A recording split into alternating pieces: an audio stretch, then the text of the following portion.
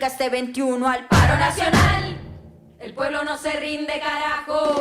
El pueblo no se rinde, carajo. El pueblo no se rinde, carajo. El pueblo no se rinde, carajo. El pueblo no se rinde, carajo. El pueblo no se rinde, carajo.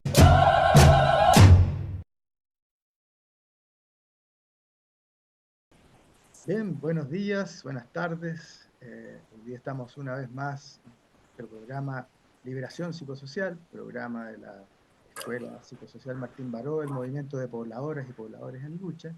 Y tenemos con nosotros a otro gran invitado.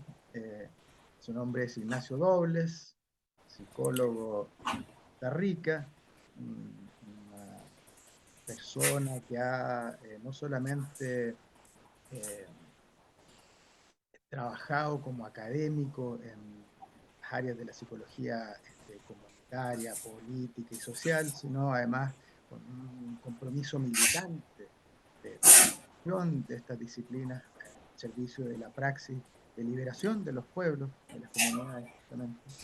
Él es también profesor emérito de la Universidad de Costa Rica, parte del colectivo que ha creado la revista Psicopatologías del Capitalismo, del cual nos encantará escuchar un poco más también después. Cabe destacar que estuvo ahí aprendiendo y colaborando con Ignacio Martín Baró, otro tocayo, de los grandes, y en esa cercanía también ha sido ¿cómo decirlo?, un faro, Ignacio Dobles, alguien que ha sostenido la llama encendida de ese fuego de liberación, como pocos que han sabido conservarse, digamos, en las trincheras, sin claudicar en el paso de los años, ¿no? Todo lo que fue, por ejemplo, en los 90, ese vacío donde se daba por acabada la historia, el marxismo y todo aquello, él siguió firme al pie del cañón popular. Así que bienvenido, Tocayo, gusto tenerte acá con nosotros. Es un gran gusto poder compartir, poder conversar con ustedes en estos tiempos tan turbios que vivimos. Y por supuesto para mí es de una gran importancia que se nos presente, que se haga presente el nombre del querido compañero Ignacio Martín Baró en esto, ¿verdad? Que, que creo que crece bastante. Y sobre todo, como he tratado de argumentar en diferentes lugares y en el libro que hice sobre Ignacio, en realidad es como un interlocutor, es como una especie de compañero de las luchas de los pueblos, de los colectivos contra la opresión, ¿verdad? Porque esa siempre fue su trayectoria y es parte importantísima de su grandeza. Obviamente ubicado en el tiempo, con sus límites, pero con una perspectiva que creo que es cada vez más importante hacia en cuanto a una psicología que más bien tiene a ser adaptacionista, ¿verdad? Funcional al sistema, ¿verdad? Con una especie de culto a la metodolatría y con un alejamiento de la ética, sobre todo de la ética sociopolítica. Entonces es un placer compartir visiones, tal vez experiencias, frustraciones, que son muchas, ¿verdad? Y grandes preocupaciones por nuestro contexto en general y por la psicología. Así que, por donde quieras, hermano, por donde quieras. Muy bien. Eh, claro, voy a después a tocar firmemente todo el tema de la psicología de la liberación, pero antes me gustaría partir por algo eh, más cercano a lo comunitario y a la psicología comunitaria. Eh, Me encantaría escuchar cómo concibes lo comunitario. ¿Qué son las comunidades? ¿Cómo las ves? Claro. Bueno, yo he tenido la experiencia durante varios años, no con diferentes colectivos, movimientos, lugares del país. En eso siempre destacamos lo que fue la experiencia, ¿verdad? De 6 años de trabajo en la costa, en el sur de Costa Rica, en un área de narcotráfico, que fue la experiencia de Pavones. Eso siempre cobra una enorme fuerza en nuestros recuerdos y nuestras elaboraciones. Y también he trabajado mucho desde lo que aquí se ha llamado el módulo de psicología y organización comunitaria, que ha sido como el espacio de trabajo.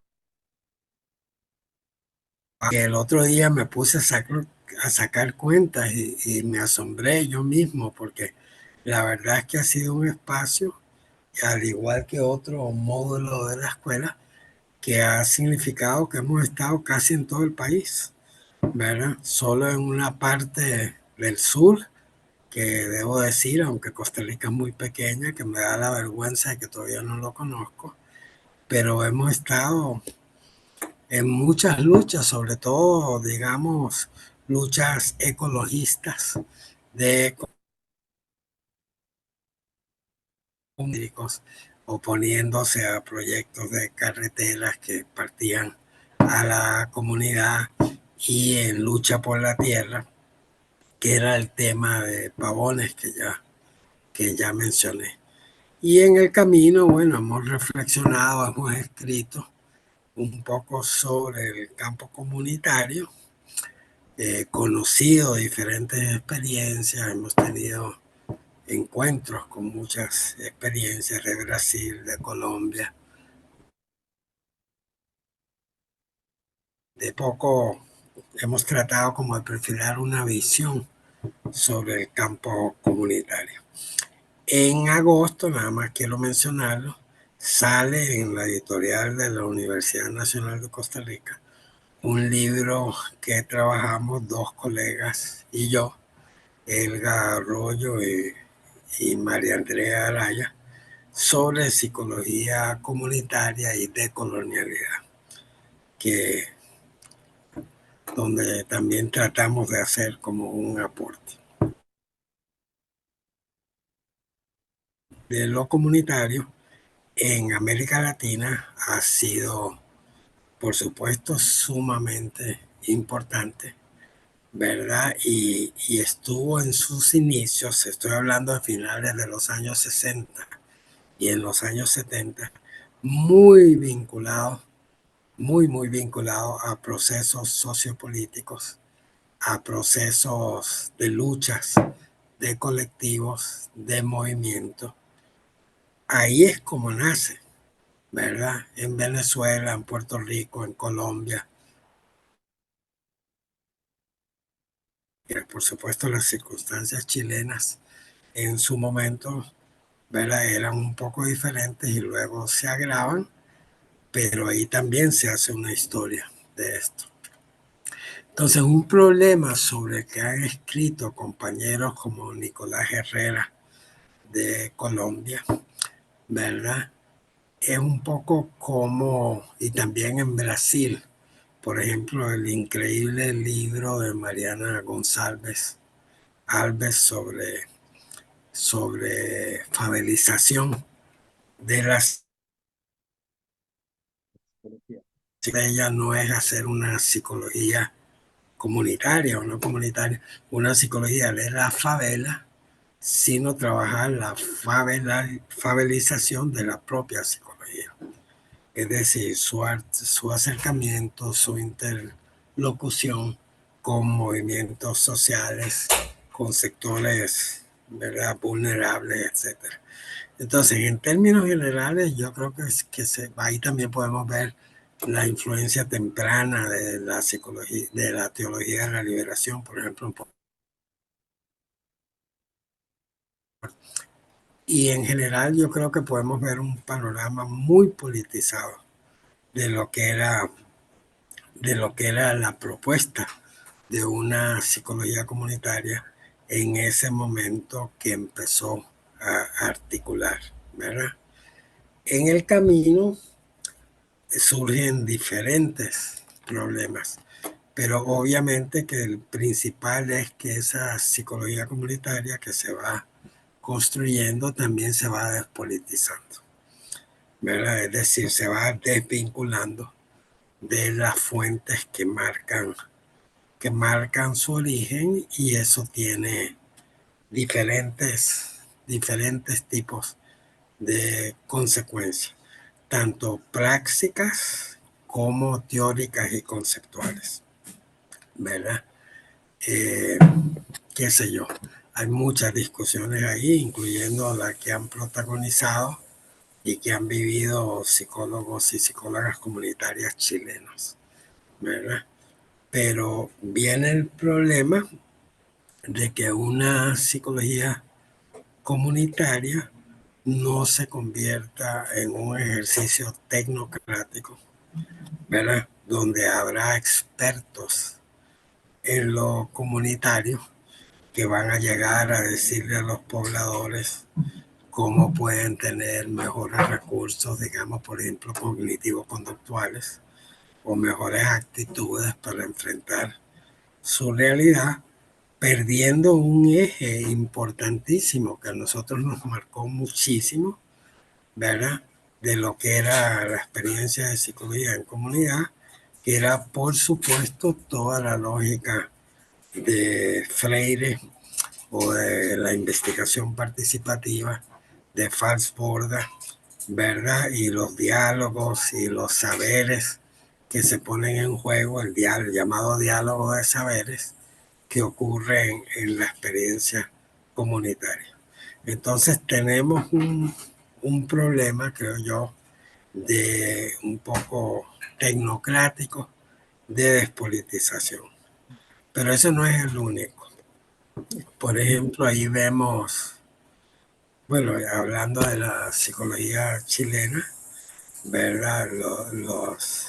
Por ejemplo, las discusiones de Sánchez, era, del psicólogo español, ¿verdad? Que ha escrito y ha trabajado con los chilenos, un poco sus argumentos de que la corriente, digamos, marxista en la psicología comunitaria, en la psicología, enfatiza demasiado lo conflictivo, en contra de los intentos de armonizar. Y creo que eso no es una crítica justa, ¿verdad?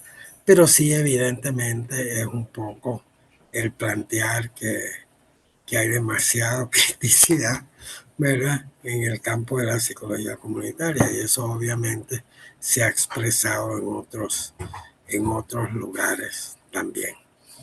Entonces, eso puede crear, bueno, ¿cuáles son sus soluciones? Hemos intentado algunas, pero eso es muy grande. Eso tiene que ser un ejercicio colectivo. Pero un problema que hemos señalado y hemos tratado de escribir sobre eso es como la especie de nominalismo en que se cae, ¿verdad? Es decir, se usan, y ha habido grandes críticas sobre esto, se usan conceptos, categorías, pero un poco vaciados. Por ejemplo, la de empoderamiento, ¿verdad? Y también una cosa muy corriente en la psicología, que es como una especie, ahorita lo estamos viviendo muchísimo porque estamos en medio de, perdón un segundito, dale, Aye, dale. Es que mi hija está aquí y tiene que prepararse algo para ir a la universidad. Pero es un poco esa cuestión de bajarle el filo a las cosas y de visualizar un campo que es más funcional, que es menos crítico para, para el status quo, desde el cual construir la psicología comunitaria. Y aquí hay una paradoja que también hemos escrito sobre esto, que también vivimos aquí, que es que un poco la paradoja es que la psicología comunitaria en muchos espacios es un campo en expansión y también en competencia. O sea, tiene que ganarse un lugar y a veces lo ha hecho y a veces se lo han cerrado, ¿verdad? Pero a veces lo ha hecho dentro del aparato educativo, institucional, etcétera.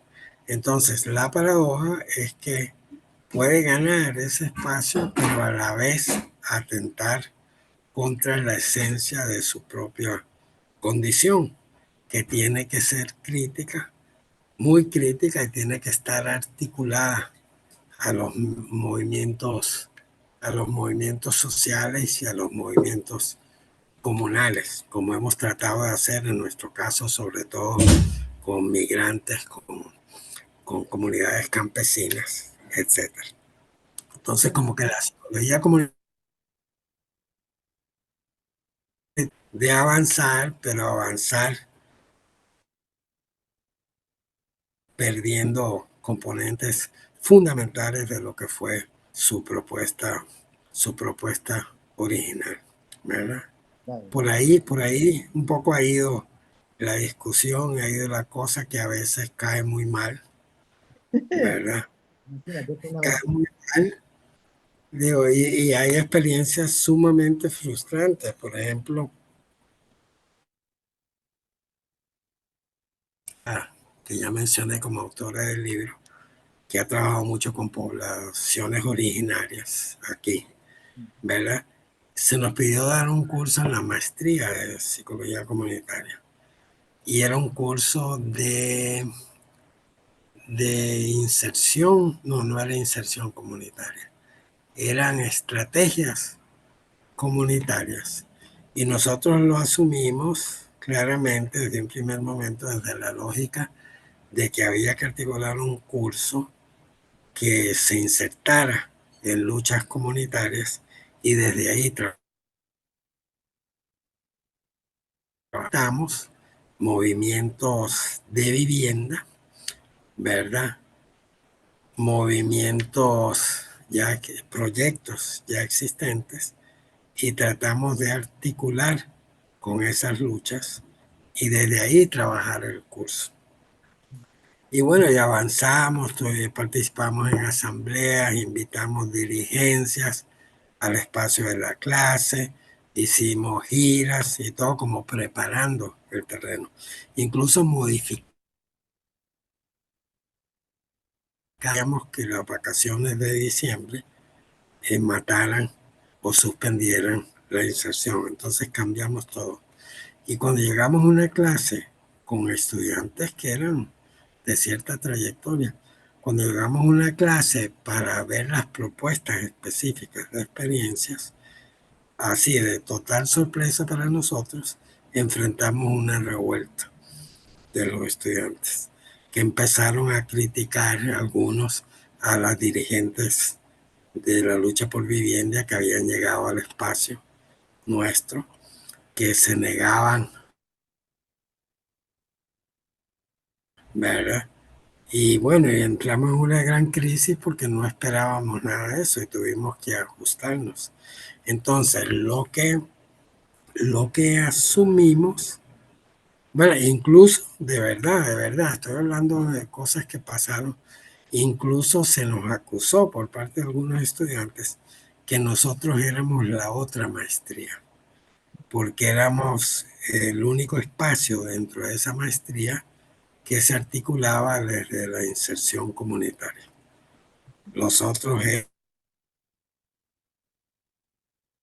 ¿verdad?, cuestiones teóricas. Entonces nosotros salimos y sentíamos que no entendíamos nada, ¿verdad? Porque nuestra sensación era que esa onda como neoliberal, individualista, ¿verdad?, desvinculada, de repente estaba penetradísima en nuestro espacio de gente que nunca lo hubiéramos sospechado. Y tuvimos que maniobrar. Uno de los grupos de trabajo sí hizo su experiencia articulada, en otro, porque estaba dividido en dos, el otro hizo ahí algo para salir al paso, pero estábamos como muy frustrados. Entonces sí sentimos y estuvimos en algunas reuniones en que sentíamos lo absurdo, ¿verdad?, de tratar de desarrollar una maestría de profesional, porque no era una maestría académica, era lo que aquí definimos como una maestría profesional. Una maestría profesional en psicología comunitaria sin inserción comunitaria, ¿verdad? Pero yo creo que eso demuestra muchos de los problemas acá, porque no hay una articulación que en los tiempos que trabajamos, por ejemplo, en Pavones, era absolutamente natural. Era como las cosas fluían. Es decir, para preparar una gira a Pavones que queda muy lejos, venía y la preparábamos, ¿verdad? Después llegamos a una realidad que era muy fluida, muy cambiante, muy peligrosa y muchas veces tuvimos que echar a la basura todo lo que habíamos planeado porque había que manejar la coyuntura específica que se nos presentaba, por ejemplo, de desalojos de los campesinos. Pero digo, esas son como frustraciones, ¿verdad? Que creo que se han vivido porque en el fondo se pierde mucho lo de psicología comunitaria como construcción colectiva, ¿verdad? Se pierde con lo popular que sí hemos vivido en otros espacios y también con migrantes, ¿verdad? Pero que se vuelve difícil y tiene que ver con una concepción un poco ritualista, ¿verdad? De psicología comunitaria. Y es mucho peor y suele ocurrir cuando eso se convierte en una lógica de expertos en lo comunitario. Porque los expertos en lo comunitario son los pobladores, ¿verdad? Y las pobladoras, ¿verdad? Pero eso por ejemplo, ahora estamos en un esfuerzo que ha sido súper interesante, pero re complicado, como dicen, ¿verdad? Que es la discusión sobre salud mental, ¿verdad? Entonces aquí se aprobó un proyecto de salud mental con lo que un grupo de psicólogos y psicólogas no estábamos muy de acuerdo e hicimos gestiones ante el colegio profesional nos mandaron más o menos, ya saben dónde, ¿verdad? No hubo ninguna posibilidad. Entonces pensamos y estamos en un esfuerzo, tenemos una discusión el miércoles, ¿verdad? Pública, porque estamos en un esfuerzo de crear como una especie de observatorio de la salud mental, ¿verdad? Que sea un espacio crítico, no institucional, de trabajo y articulación sobre la salud mental. Bueno, eso ha recibido una terrible, ¿verdad? Y nos ha evidenciado mucho la dificultad que por supuesto tiene que ver muchísimo con lo comunitario de trabajar el tema de, de salud mental. Por ejemplo, tuvimos una respuesta de un sector ahí de que como había gente en el colectivo, ¿verdad?, que está impulsando esto, que no trabaja clínica, parece mentira, ¿verdad? O sea, como que la salud mental es un asunto solo de la psicología clínica y nadie más tiene autoridad para eso, ¿no? Y hemos estado viendo como una serie de debates que estamos obviamente tratando de mover, tratando de articular otras posiciones y de poner una gran tensión en esto. Bastante increíble, de la forma chata, pasionista, individualista, totalmente despolitizada que se tiene de la... El día de ayer hubo un debate público en televisión, muy bien coordinado por la presentadora, pero lamentable en cuanto a la participación de psicología. Y fue muy interesante porque la discusión de salud mental, casi en automático para la psicología, empieza como una discusión que hay que crear plazas de psicología. que es cierto, hay que crear plazas de psicología, pero ese no es el primer tema. Esto viene en eso. Y inmediatamente también lo matizan con cifras de suicidio, ¿verdad? Porque por ahí va, ¿verdad? Y en la universidad es peor, porque cualquier discusión sobre salud mental inmediatamente refiere a la salud mental en los espacios universitarios. Y casi nunca se ve el problema general en las comunidades y en diferentes de la salud mental. Pero fue muy interesante ver, ¿verdad? De inmediato en el programa presentaron estadísticas oficiales sobre suicidios e intentos de suicidio. Creo que eran población adolescente en las diferentes provincias del país, pero sin ningún contexto, sin ninguna discusión como para alarmar, ¿no? Que el problema de salud mental es tan grande que hay suicidios.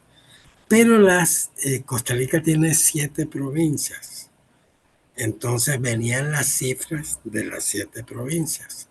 Pero hay una provincia muy particular, yo creo que con una gran riqueza cultural y una vida propia, que es la provincia de Guanacaste, en el norte del país, ¿verdad? Que tiene muchas cosas interesantes. Bueno, en las estadísticas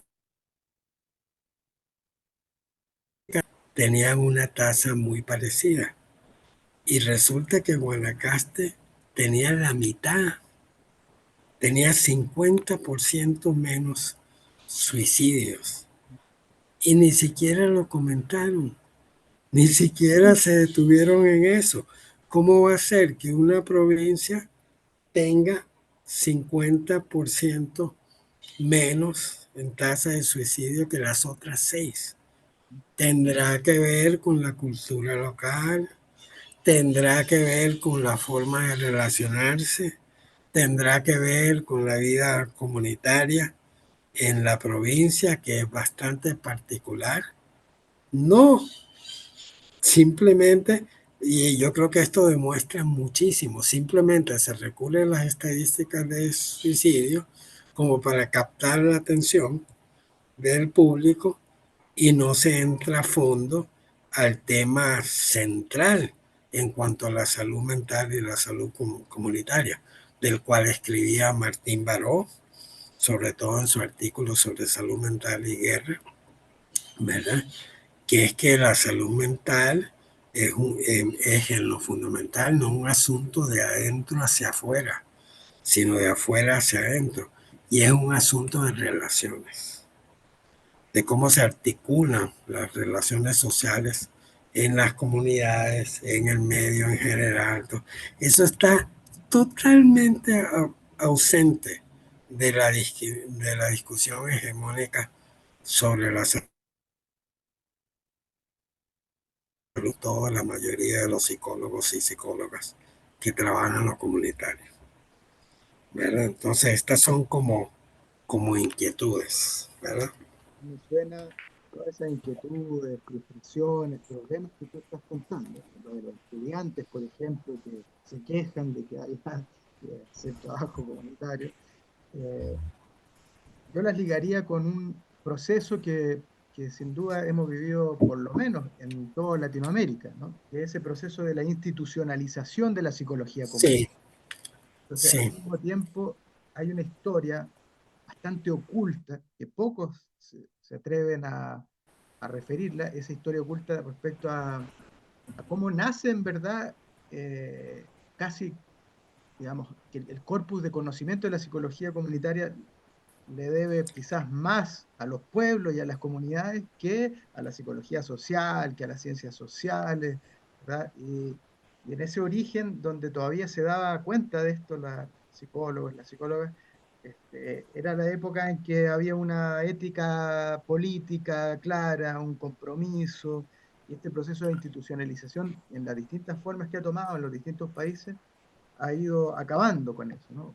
Por un lado, una institucionalización dentro del Estado. Está bien que se institucionalice, pero digamos, pero ¿cuáles son las consecuencias de eso, no? las políticas públicas, cómo van determinando los espacios y la misma institucionalización hacia el interior de la universidad. Em, ¿Tú piensas eh, que en este contexto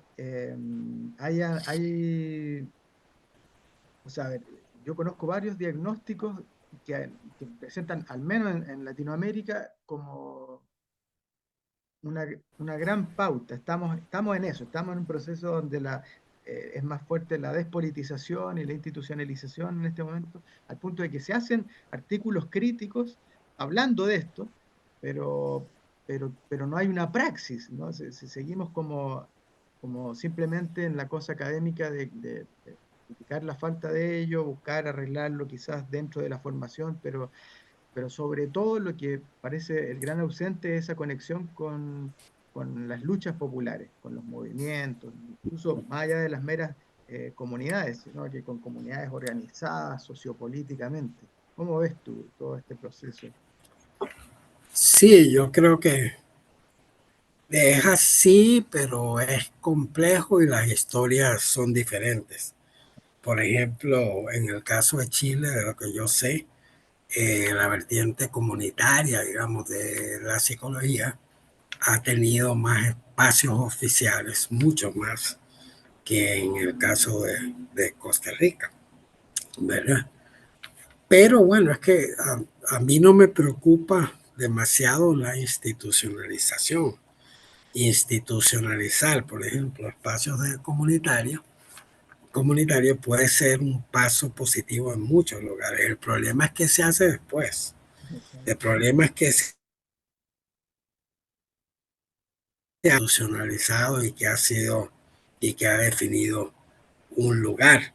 Y tampoco tiene que ser de ahí, tampoco tiene que venir todo de ahí. Yo me acuerdo cuando estuve en Argentina en el 2013, que estuve un año en la Universidad de Mar del Plata, ¿verdad? Yo me acuerdo que participé en uno de los encuentros sobre comunidad y salud que organizaban las instituciones, no sé si lo seguirán haciendo ahora, pero era asombroso porque era un espacio, digamos que se hizo en la Universidad de La Plata, pero no era universitario, era de las organizaciones, de los movimientos, de las sobre experiencias comunitarias en salud. Y era gigantesco e interesantísimo, ¿verdad? Pero ha sido como la experiencia de ese tipo más impactante que he conocido en mi vida, porque por lo menos en Argentina, y es de las cosas que yo más aprecio y destaco de lo que he conocido del trabajo en Argentina, hay muchísimos colectivos, ¿verdad? Que le ponen el cuerpo, que hacen el aguante, como dicen, que sostienen posiciones, que son inclusivos, y ese es un camino increíble, ¿verdad? Que por lo general lo ha perdido la psicología comunitaria latinoamericana por razones conceptuales, políticas y de cómo define la praxis. Es decir, a mí no me perturba demasiado que una psicología comunitaria trabaje con entes del Estado. El asunto es cómo lo hace y qué papel tienen los pobladores, ¿verdad? En en todo eso. Yo no hablo aquí de experiencias de éxito, porque hemos tenido algunos éxitos y muchos fracasos y muchas frustraciones, pero creo que siempre hemos tratado de sostener, como el ejemplo que les puse de ese curso de la maestría, que el trabajo en un campo como la psicología comunitaria tiene que implicar articulación, ¿verdad? Y trabajo conjunto con, con las comunidades y los colectivos. Yo me acuerdo de la experiencia, siempre hablamos de eso porque nos marcó muchísimo, pero por ejemplo la experiencia de Pavones, ¿verdad? La experiencia de Pavones, me acuerdo una vez, porque hubo trabajo ahí con diputados, con alcaldes, ¿verdad? Toda una serie de cuestiones en que acompañamos a los compañeros campesinos y las compañeras campesinas en sus gestiones. Incluso una vez en su lucha por la tierra, se vino parte de la comunidad, ¿verdad? Estuvo semanas en la pastoral de Tibás, ¿verdad? Una iglesia aquí, y ahí sostuvimos un trabajo que lo pienso ahora y me parece que no pasó, que no pudo haber pasado, ¿verdad? Que era como ciencia ficción, pero fue un trabajo realmente intenso. Y en una de esas reuniones que estamos acompañando, se para un compañero campesino de nombre Laureano, que era delegado de la palabra de la iglesia, de ahí venía. Entonces tenía una gran facilidad para manejar, ¿verdad? Discusiones, asambleas, etcétera. Y él se para y está exponiendo ante un grupo de diputados y en un momento dice algo, ¿verdad? Para y se queda como reflexionando y dice, bueno, es que ahora estoy hablando como psicólogo. Y para nosotros fue increíble, ¿verdad? Porque nos señalaba que ya realmente habíamos logrado esa sintonía, ¿verdad? Y así era apreciado. Y claro, todos nos reímos, ¿verdad? Todo el mundo quedó. Pero era algo mágico que por lo menos en ese caso habíamos logrado y que era como de los mejores momentos de los intentos de articular con sectores y luchas, ¿verdad? También tiene sus complicaciones. Yo estaba una vez en una de las giras y todo, porque esos eran campesinos en una ardua y durísima lucha por la tierra en un territorio que un diario estadounidense que opera en Costa Rica llamó el lejano oeste. Y debo decir que fue un diario estadounidense que hizo un excelente reportaje sobre lo que pasaba en la zona, pero eso eran las condiciones, ¿verdad? Pero ahí un poco articulamos y hubo mucho de lo que creemos que debería ser y que es muy raro, ¿verdad? En el trabajo con colectivos y comunidades. Ligando todo lo que hemos conversado con esos desafíos que nos dejó Ignacio Martín Baró, ¿cómo ves ahí? ¿Qué tan, o sea, está pendiente, digamos, hay quienes lo van haciendo como pueden, ¿cierto? Pero ¿cómo ves esos desafíos en este momento tan despolitizado, digamos, o politizados en realidad hacia la derecha, porque no es que no esté despolitizado, ¿no? En esa institucionalización. Bueno, Ignacio es una relación ético-política que es de enorme importancia para muchos sectores y ha tenido muchísimo peso en Brasil, en Colombia, en Chile, en Argentina, en España, en Irlanda, en Filipinas, en África del Sur, porque de alguna manera se convirtió en universal. Es más, yo argumentaría que Ignacio Martín Barón es el psicólogo, por ser latinoamericano, por ser salvadoreño, con mayor alcance universal. Es probablemente ya el más conocido, el de mayor influencia, el que más genera, ¿verdad? Cuestiones. Y eso es así. Ahora, curiosamente, yo lo trato de argumentar en mi libro sobre Ignacio, que se publicó en el 2016. Martín Baró casi nunca escribió de psicología comunitaria. Casi nunca. Y yo sospecha, porque no es que no conocía. En algunos casos menciona experiencias en Costa Rica, en Venezuela, etcétera, pero no trabajó la psicología comunitaria como por ejemplo pensó y trabajó el concepto de psicología popular, que sí lo hizo, ¿verdad? O muchos otros, pero comunitaria no. Y yo creo que es porque, creo, mi interpretación, que tenía que ver como un poco su suspicacia ante conceptos que pueden ser homogenizantes, ¿verdad? La idea, por ejemplo, de que la comunidad es una cosa donde no hay contradicciones, ¿verdad? donde no hay diferencias, ¿verdad? Que es como una cosa homogénea que se puede llevar aquí y allá. A mí me parece que eso lo tenía demasiado presente Ignacio Martín Baró y tiene que ver, por supuesto, importante, de una teoría sobre los grupos con historia. Me acuerdo haber leído lo que se publicó en la revista de Psicología de Chile, creo que fue en el 88, yo lo retomo en el libro, cuando visitó por primera vez Martín Baró y alguien le mencionó el trauma que estaba viviendo la sociedad chilena con la dictadura de Pinochet. Y Martín Baró contestó que no era así, que había sectores que vivían muy bien y muy cómodos con con la dictadura de Pinochet.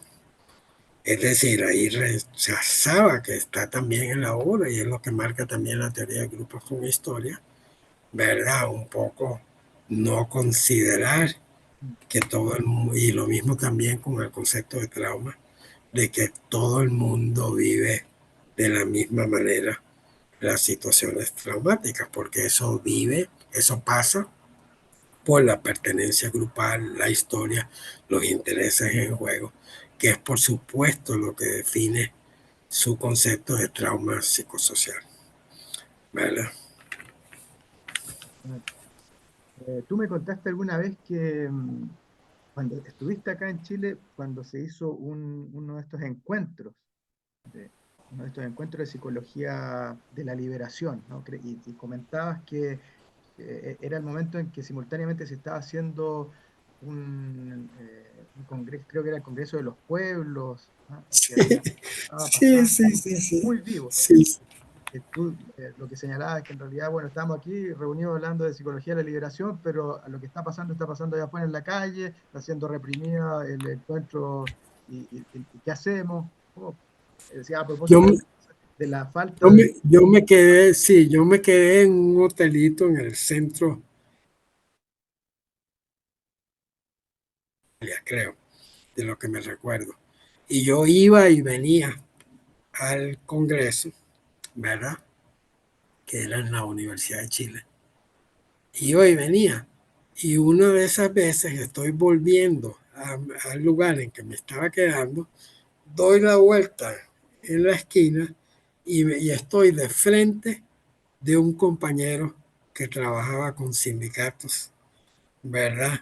Y movimientos en Costa Rica. Entonces nos quedamos, ¿verdad? Ahí congelados los dos, paralizados, no lo podíamos creer. Y él me cuenta que está en el Congreso, a la cumbre que hubo en que estuvo Chávez, ¿verdad? Y en que estuvo otra gente, ¿verdad? Que estaba participando en ese encuentro, donde había movimientos de toda América Latina y grupos. Y yo no lo podía creer, estamos celebrando un, un congreso de psicología social de la liberación. Hay este tipo de eventos que está ocurriendo en el mismo lugar. Yo creo que esto muestra muchas cosas. Me pasó algo muy parecido en el congreso que se hizo en Venezuela, que fue muy problemático, ¿verdad? Donde se excluyó, por ejemplo, la Universidad Bolivariana, ¿verdad? De participar. Y estoy yendo a la última sesión donde se iba a definir, entre otras cosas, dónde sería el siguiente congreso en ese esfuerzo que duró varios años, ¿verdad? Y vienen unos compañeros que trabajan conmigo, estudiantes, miembros del colectivo en ese momento costarricense de Psicología de la Liberación, que me están contando, vienen con unos venezolanos y me cuentan que acababan de venir de la Enrique Dussel, ¿verdad? Entonces yo les digo, ¿cómo Enrique Dussel? Dussel está aquí. Y me dicen, sí, está haciendo unas cuestiones, incluso va a hacer una actividad con mandos del ejército bolivariano, era con cadetes y toda esa cuestión, y yo digo, qué loco esto. En el Congreso de Psicología de la Liberación, todo el mundo cita a Dussel, ¿verdad? Todos hablaban de Dussel y esto y lo otro y todo. Tiempo, haciendo actividades públicas, ¿verdad? En una feria del libro, con toda la proyección del caso, y había ignorancia total y desvinculación total, y por supuesto, ¿verdad? Uno pensaba, qué mal que estamos. A mí me toca coordinar una sesión en la última parte del Congreso. Llegamos a un lugar, una en que participó un excelente compañero australiano, ¿verdad? Que es Christopher Son, ¿verdad? Y era una discusión y estuvo increíble, muy bueno, de muy alto nivel, ¿verdad? Participaron gente. Pero yo cierro la cuestión y digo, porque no podía dejar de decirlo, que me parecía increíble, ¿verdad? Esta excelente participación sobre el racismo y todo esto, unas experiencias en Australia increíbles de lucha contra el racismo que mencionaba el compañero, digo yo, en un congreso de psicología de la liberación donde no hay participantes afro-venezolanos. La ventana de la Universidad Andrés Bello, ver afuera y verías todos los afro-venezolanos, que son muchos, caminando por la calle, ¿verdad? Y todo, pero en el Congreso no había. Entonces yo digo, algo está muy mal en lo que estamos haciendo, algo realmente está muy mal. Y por supuesto, ese Congreso no ayudó en nada, fue desastroso. Contrario a otras experiencias como las que hicimos aquí, las que se hizo en Chiapas, las que se hizo en Bogotá, ¿verdad? Que sí fueron.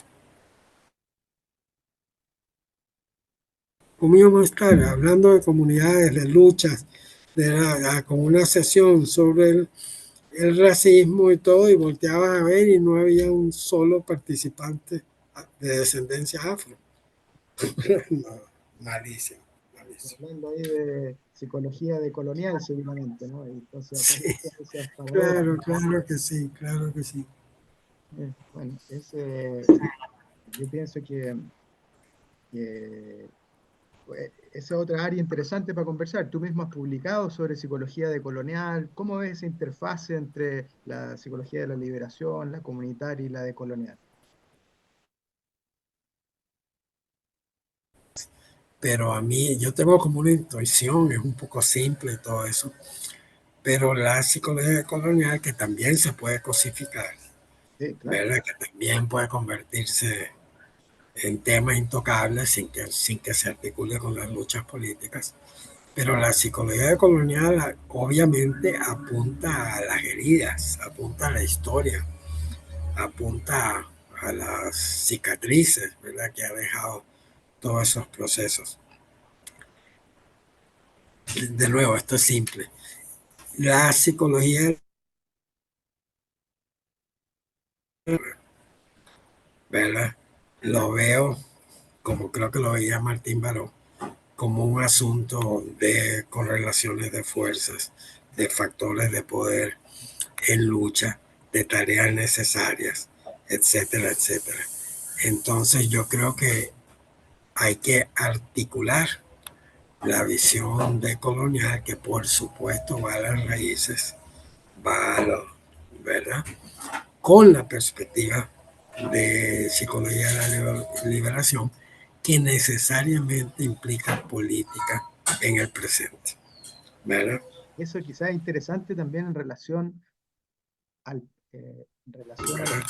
problema de que hay incluso, en general, no solo en la psicología, pensamiento de colonial que se queda en el asunto culturalista y que no habla nada de economía política, digamos, no está en la materialidad de la vida de los pueblos.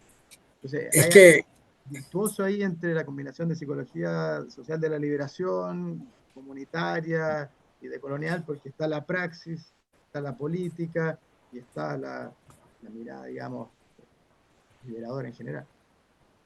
Sí, sí, yo creo que hay que trabajar eso mucho más, porque la idea de lo de colonial en psicología puede correr la misma suerte que la idea de lo comunitario. ¿eh? Eh, Es decir, de ganarse un lugar. Claro, Yo he seguido mucho las actividades, por ejemplo, que han hecho con Grossfogel, ¿verdad? Y ahí yo creo que hay otra visión, ¿verdad? Es una articulación muy, muy actual, muy en lo presente, con la visión de colonial marcando todo, eso. ¿verdad? Y me parece que un poco por ahí es la cosa,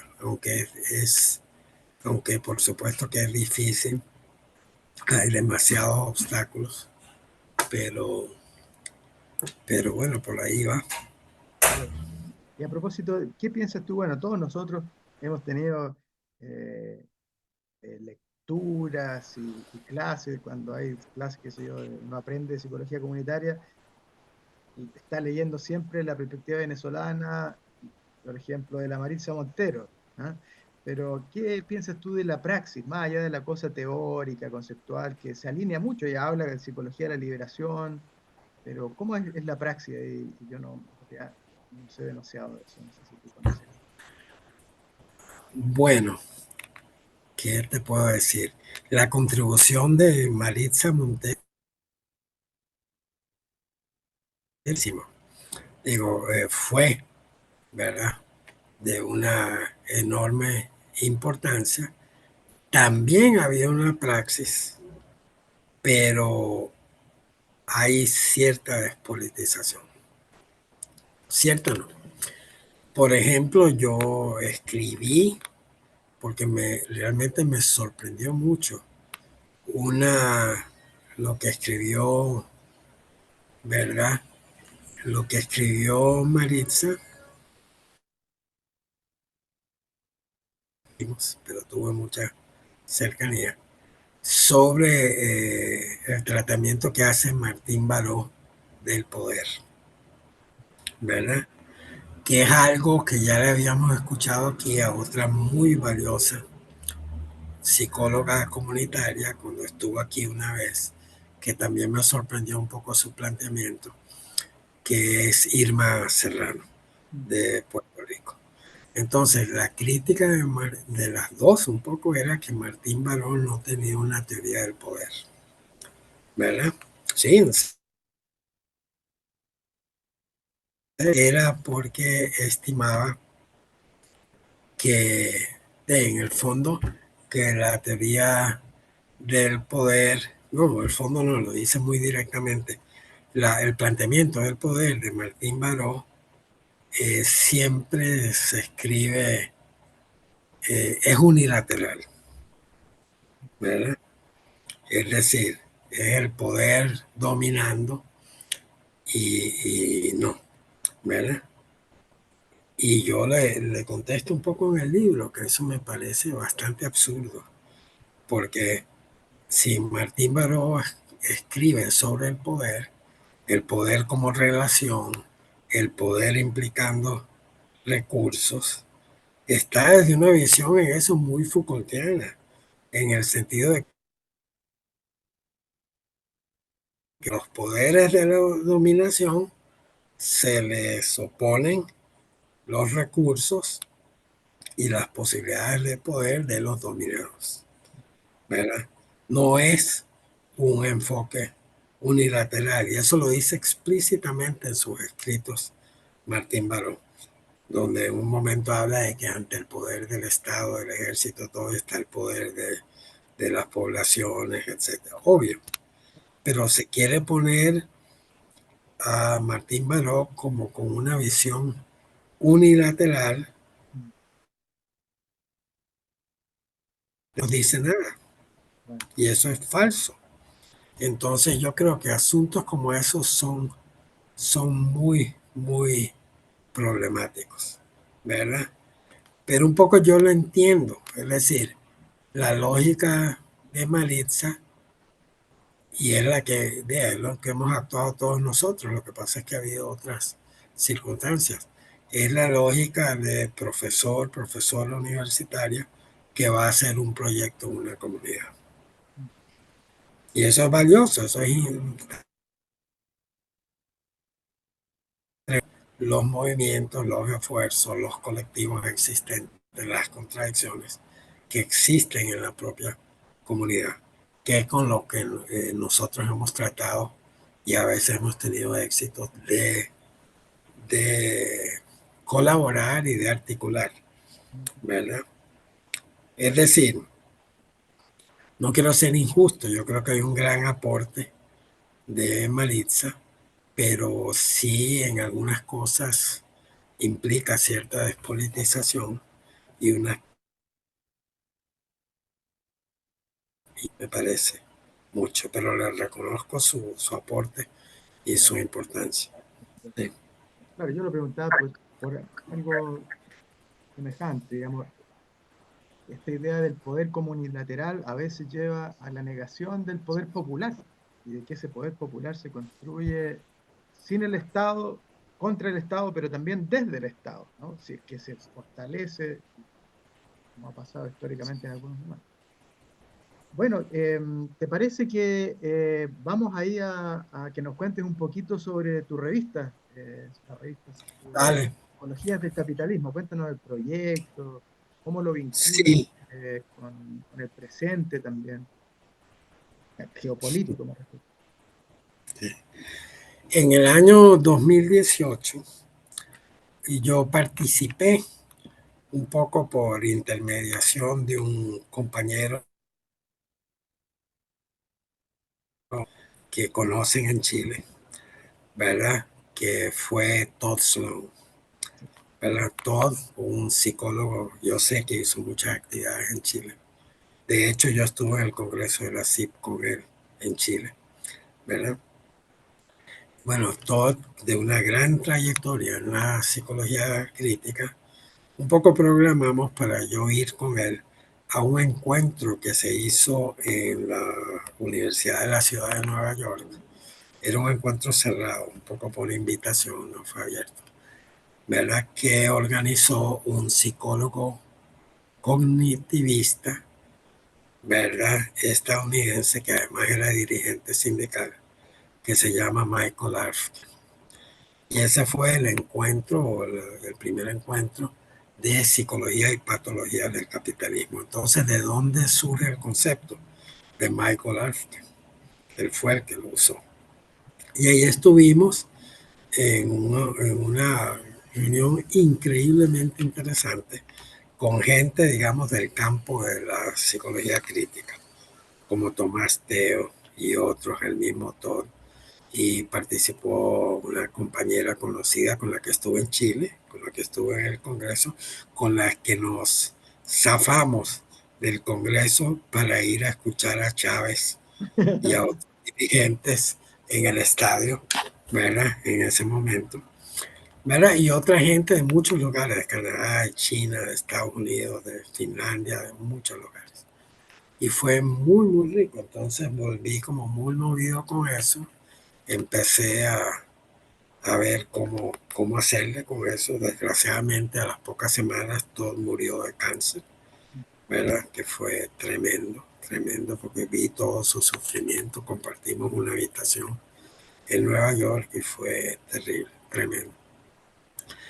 Pero quisimos darle continuidad al esfuerzo y empezamos a articular y se nos ocurrió hacer una especie de congreso de psicología y patologías del capitalismo y empezamos a trabajarlo.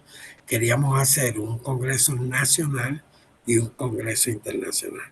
Y empezamos a articular, a buscar esos contactos, la gente, Tomás Teo, la gente de Inglaterra, y empezamos a articular algo que se nos está volviendo monstruoso. Realmente teníamos gente que venía de China, de Finlandia, de Suecia, de un montón de lugares. Y lo trabajamos arduamente. Entonces, en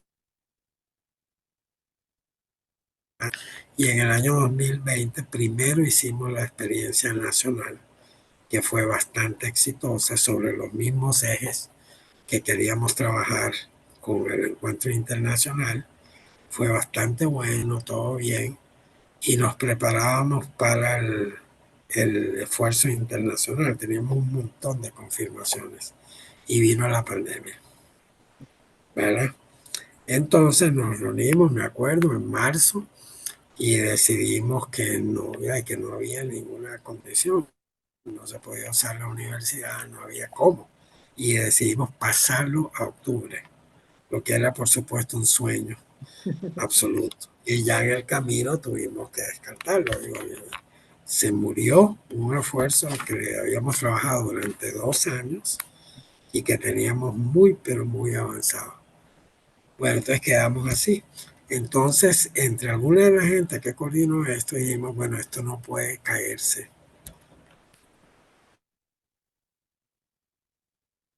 Crear el espacio de la revista, manteniendo el nombre de Psicología y Patologías del Capitalismo. Entonces, un pequeño colectivo, ¿verdad? Montamos eso.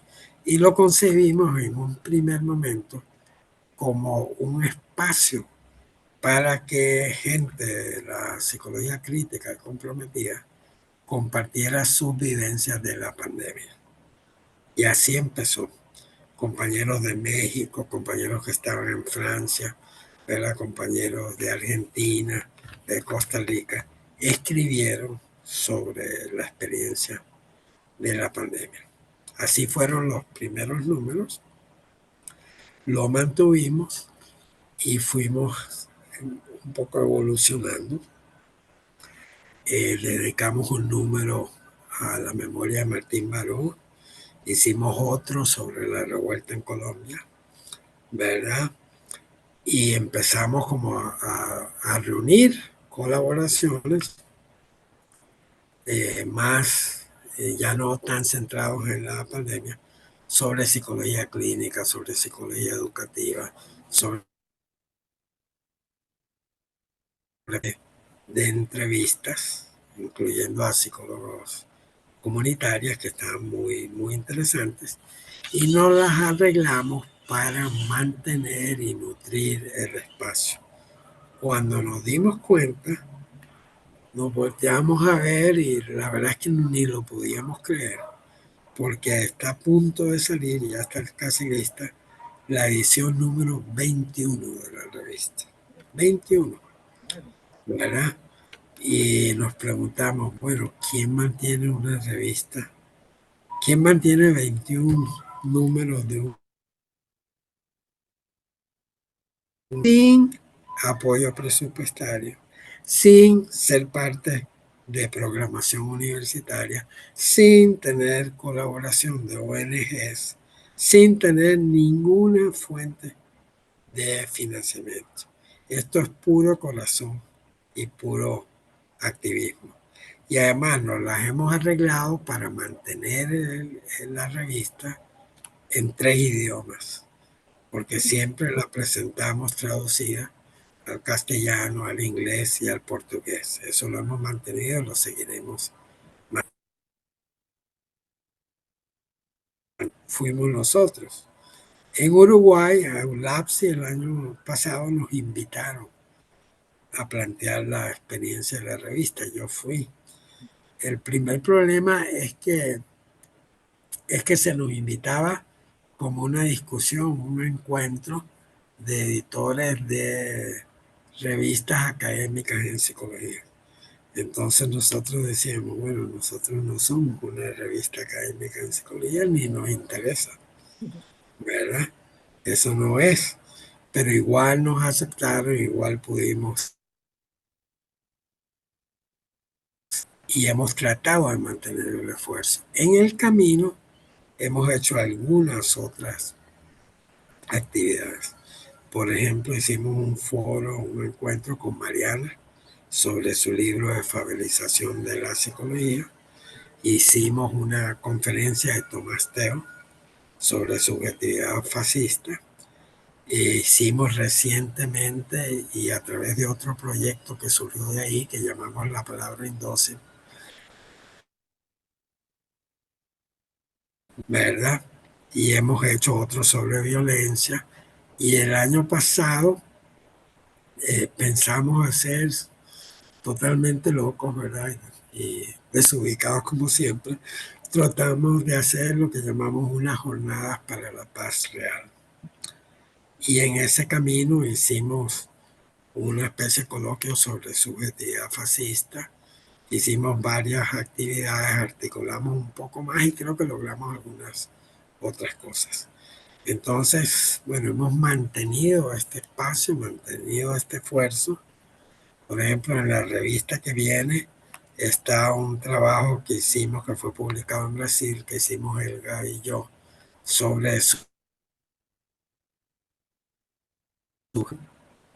qué, perdón? sobre subjetividad fascista. Mm. Y viene un artículo de una compañera muy valiosa que se llama Valeria Sancho, que es una discusión sobre la guerra en Gaza y el uso del llamado antisemitismo y un poco el uso también de cuestiones, digamos, de género con uso político en Gaza. Es una crítica. Y también viene una de una muy joven psicóloga costarricense, fotógrafa muy valiosa, que es como una especie de manifiesto suyo sobre la... Muy contentos porque son buenos aportes, ha habido muchos, y es un espacio donde le damos la bienvenida, ¿verdad? A quien quiera aportar, escribir, no tienen que ser psicólogos o psicólogas, no van a recibir puntos, ¿verdad?, de reconocimiento académico, pero sí pueden llegar a lo que ha sido, como creo que son 8.000 personas que ven la revista. ¿Cuál, puedes describirnos cuál es tu concepción, Congeló. si se congeló, cuál es tu concepción de la psicopatología del capitalismo? Ese que sería el tema central que anuda todo. Cuando, cuando de verdad, el término no es que lo tengamos demasiado trabajado, viene de Michael Alfred. Obviamente, psicopatología del capitalismo será todo lo que causa sufrimiento humano articulado con